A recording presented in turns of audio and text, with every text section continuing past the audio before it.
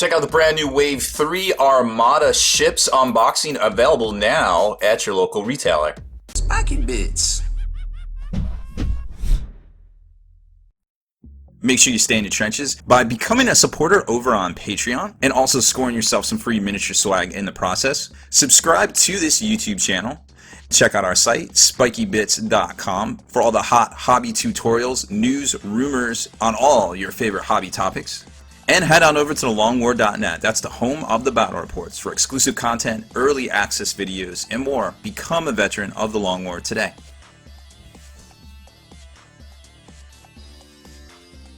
Alright, ladies and gentlemen, the new Wave 4 Armada is here. Now, this is Wave 3, and they packaged it, or I guess they released it together with Wave 4, the Liberty, and also the Interdictor, but we're going to do them separately, video unboxings today. I'm Baer. Welcome back, everybody. So, like I said, you know, it's kind of a bittersweet thing, because a lot of people were complaining about, I guess, a lackluster Flotilla release of these for Wave 3, and there was kind of like a lack of interest for about 6 months, and then all of a sudden, boom, Wave 3, or you start hearing about Wave 4, and then you see Wave 5 at Gen Con, and then all of a sudden, there's like some sort of expansion or campaign set coming out as well, and it's like all of a sudden everybody's all about some Armada real quick, and it's good to see. I personally love Armada. Armada, for me, is one of the most tactful games I've ever played. I was on the fence. I'll be quite honest. I was on the fence about even checking it out. I was like, you know what? I don't have time for another game. I got X-Wing, I got Warhams, I got all sorts of stuff going on. But, you know, I'm really glad I took the plunge. It isn't a cheap game to get into, especially now 4 waves in, but if you pick a specific kind of build to go with, it can be a little easy to get to pick up and play. It's not too late to jump in on it for surezies. So we're very blessed this week to have all of these great first look unboxing reviews. We did X-Wing Wave 9 already, so check that out here on the channel. And then coming up in the next video, of course, will be Armada Wave 4 first look unboxing review. So let's jump into these guys right here. So each one of these is 2 ships. Of course, you've got the Gozanti over here, the Imperial Assault Carrier, and the GR-75 Rebel Transport on my right. And these together go on a little base, and they're basically points wise. They're basically a big squadron. You know, they're on par points wise with that. So for the GR-75 Rebel Transport, you get 2 little ships in here. They're custom little stand. 8 upgrade cards, and of course speed dial, command dial, 2 ship cards. Of course, you know, there's always like a offensive and a defensive variant kind of type thing, and that's pretty much it. And it's a neat little supplement. So we're gonna bust this bad boy open. Spoiler alert, I already opened it. Because I gotta look at this stuff, I gotta know what I'm talking about mostly, for the most part, right? So these are the ships, and we're gonna bust them out of here. Now these little things really remind me, I don't know if you guys remember the old Galoob micro machines from the early 90s, that a lot of us, you know, were still hungry for some Star Wars stuff, so we wanted to buy everything we could get a little mitts on. So here's these things here, and they're obviously small, slightly bigger than fighters. You know, they come pre-painted. They're not just like that standard gray that you normally see. So it's just, you know, just your kind of average little we'll call that tan with a black wash over top of it. Very well done. You know, that's not splotchy or anything like that. And then you know, good detail on these things. Now they plug in to this little custom dial that I've already put together here. So you've got basically like a glorified flight stand. You know, it's not like the round thing right here. And apparently they're mowing the lawn. How rude of them to just come up into my apartments where I live on the day they always mow the lawn and decide to mow the lawn. So I apologize for that, folks, but I don't have a soundproof studio. I'd love to have one, but maybe in the future. You never know. So here's these guys, and they plug right in pretty easily into the little flight stand there, and they make a nice little, I like that little wishbone U kind of configuration there. It looks neat on the tabletop right there. So there's that. And now let's get to the upgrade cards, because there's a lot of mojo here that I want to talk about. Now a lot of people are like, I don't want to play these, these are stupid, it's just a stupid mechanic, Flotillas are dumb. But I think they're pretty snazzy. So of course in the pack they have the scatter ability, and of course they have the evade, which is nice, because just straight canceling is always good. Canceling one result, and then canceling all results is good too. Now you're probably going to take those single damage hits, and that's what the evade's for. Hopefully you're not at close range. If you're at close range with a flotilla, I feel like this is going to be really bad for you against a capital ship. But scatter might come in handy, but if you're in double arcs, probably not going to live to see Bad Boys 3, you know what I mean? So that being said, you get all the normal accoutrements that you would expect to see in a little base there. So let's take a closer look at the ship cards right here, okay? So, like I said, they're priced pretty much like a large squadron. You know, I think the Falcon's 26. Some of the other ones are about 20 points there that have ability. So they're priced. I feel like for the price, you can't not include these things. And because remember too, they're not going to count against your 100, I guess if you're playing a 400-point game, they're not going to count against your 131-point squadron tax, or I guess cap. So keep that in mind too. This is just going towards your straight overall points that aren't squadrons. So it's kind of like a squadron that's not a squadron as far as that goes. There's your abilities there that we already talked about: scatter and evade. 3 hull points. You can take a version where it's putting out anti-squadron of black or anti-squadron of blue. Offensive wise, not that great. 1 blue at the front and back on the combat retrofit, and no on any of the arcs right here. Now at range, you can do double yaw at 1. At 2, you can do total of 3 yaws. At 3, you can do total of 3 yaws, but starting at the second click right there. So they're kind of maneuverable.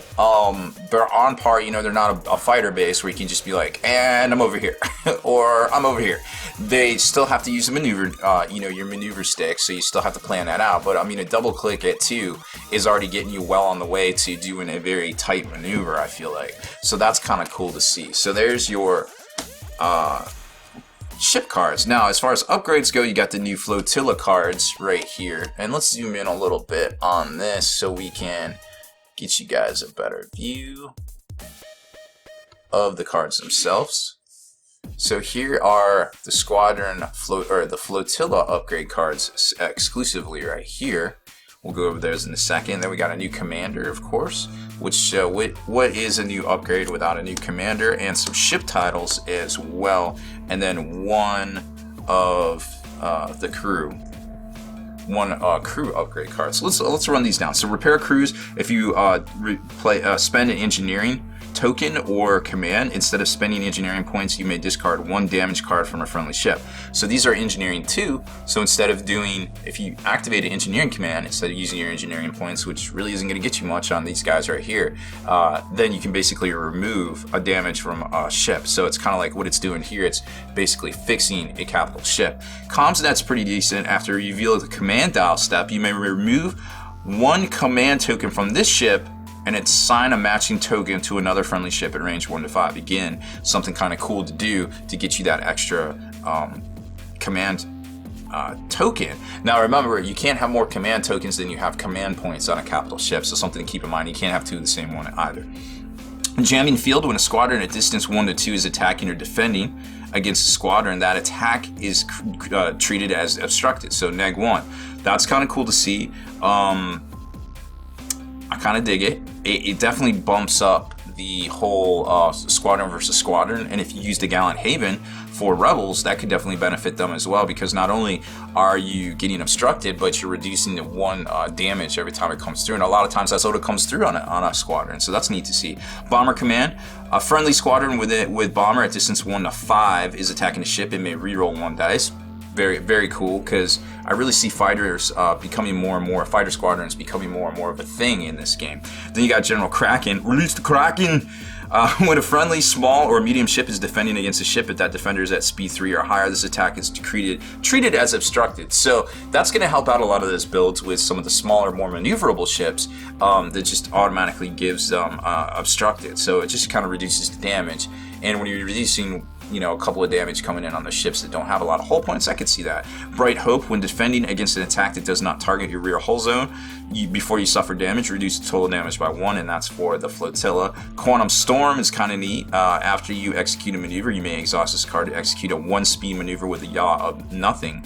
So you basically can move at your top speed up to 4, but you're just going to do a 1 straight at that last 4 because you can't yaw. And Torrent Far: when another friendly ship or squadron at distance 1-3 is attacking, it may reroll 1 blue dice. That's kind of cool because, you know, blue dice are always good right there in that sweet medium range spot. a lot of times, and I feel like that's pretty strong for some of those Rebel builds out there. So that is the GR75 in a nutshell that can definitely do some stuff. Now remember, there's other Flotilla cards that we're going to take a look at with the Gozanti right meow. So here's the Gozanti coming in hot. Now, of course, we have that ship. We also have the Rebel transport in X-Wing, which is really neat to see that. Now, remember, Armada is not to scale, but it's cool to see them on the tabletop nonetheless, right? So you get the 2 painted ships in here, speed dial, command dial, 2 ship cards, 8 upgrade cards, and all your associated tokens, which you would come to expect. And again, another great detailed ships right here, because they didn't just give you the crappy gray plastics, you know, that you get for the fighters. These are actually done up in the normal Imperial gray and given a nice black wash. You know, it doesn't have the little dial that normally sticks out on this thing, and you can't really attach any TIE fighters. Obviously, they're completely the wrong scale to even attach underneath it, but there you go right there to give you an idea of the detail. And of course, that has its own little wishbone stand right here, which you can kind of see. The shield's not that great. Offensive output, you got 1 red in the front, and nothing in the rear actually. Your anti-fighter is 1 blue, and I forget what the other one is, but we'll see it here in a second on the card. So these things, just like I said, slot right into this little wishbone doodad thing right here. You can kind of, you know, you can move them around or whatever you want to do.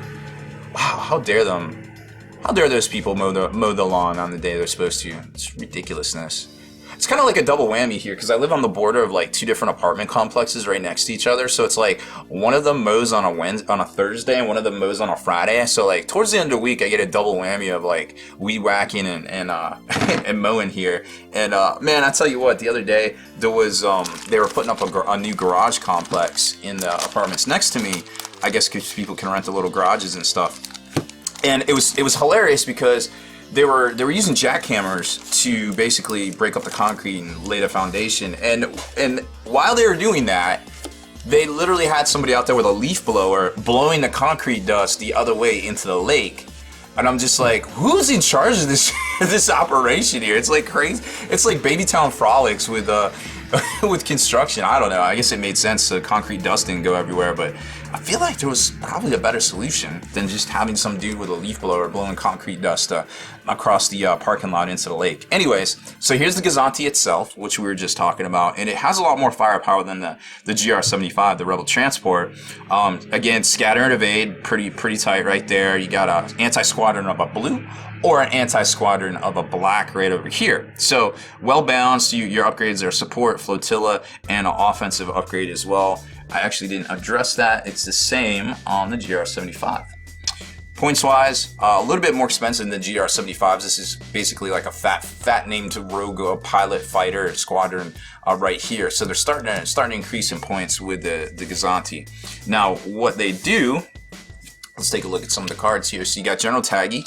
You got Agent Callus makes his debut in the Armada with the same graphics that are in over there in X-Wing. Kind of does the same thing if you think about it, which makes total sense, I suppose. So here's the 8 upgrade cards that come in here. You got General Taggy, which I personally like as a Fleet Admiral Commander guy.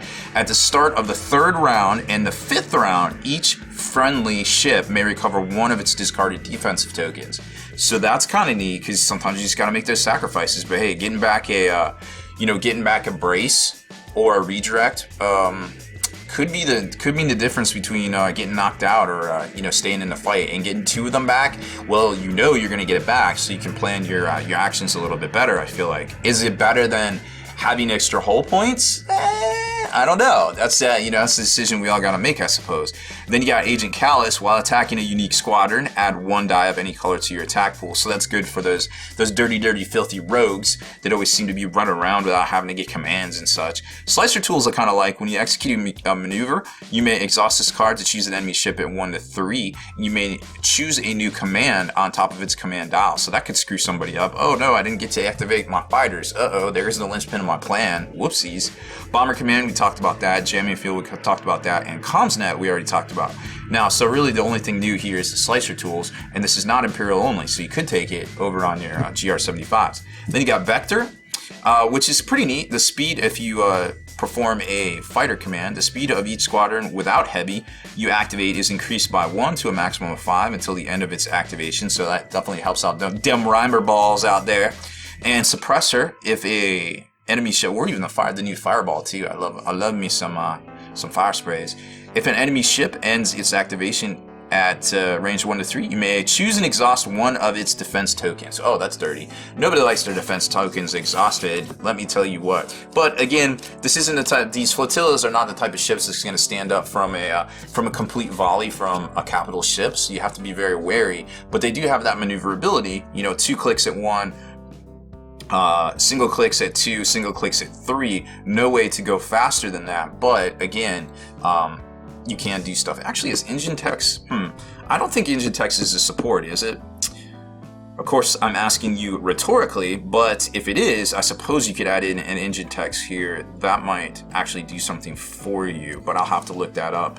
That will probably, I think you actually get an engine text in the Liberty, so we will talk about that here shortly in the next video. So please check out our Wave 4 first look unboxing video coming up next. Deleted scenes, bonus content, and all the interviews and post-game wrap-up videos can be located in the Hall of Veterans on thelongwar.net. Visit thelongwar.net today and try a week completely free with no strings attached. That's not all. Thelongwar.net is also your hobby resource for exclusive early access with an ad-free experience to all your favorite videos. Members of the Hall of Veterans gain early exclusive access to multiple hobby videos.